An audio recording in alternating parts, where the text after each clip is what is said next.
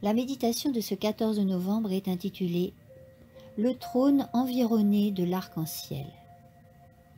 Et voici, il y avait un trône dans le ciel, et sur ce trône quelqu'un était assis. Celui qui était assis avait l'aspect d'une pierre de jaspe et de sardoine, et le trône était environné d'un arc-en-ciel semblable à de l'émeraude. Apocalypse 4, 2, 3.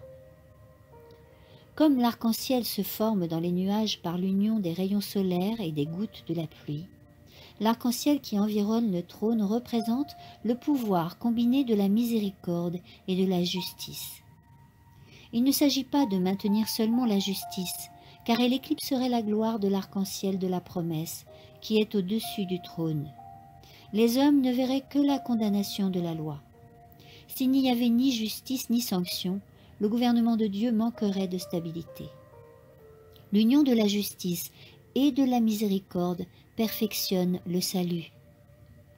La miséricorde nous invite à entrer dans la cité de Dieu au travers de ses portes, et la justice se complète à octroyer à toute âme obéissante les pleins privilèges qui lui reviennent en tant que membre de la famille royale et enfant du roi du ciel.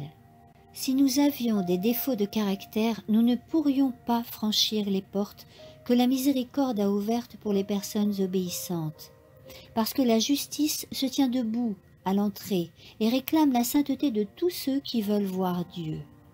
Si la justice avait disparu, et s'il était possible que la miséricorde divine ouvre les portes à toute l'humanité, sans tenir compte du caractère de chacun, il y aurait dans le ciel une situation de désaffection et de rébellion pire que celle qui se produisit quand Satan fut expulsé.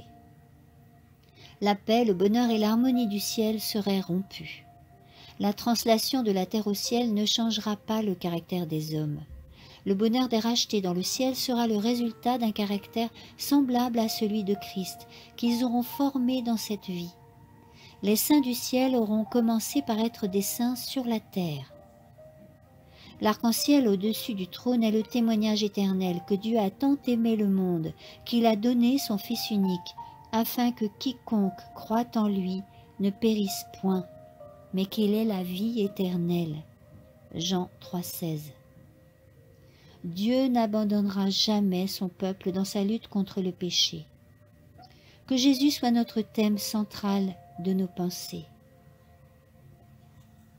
Amen.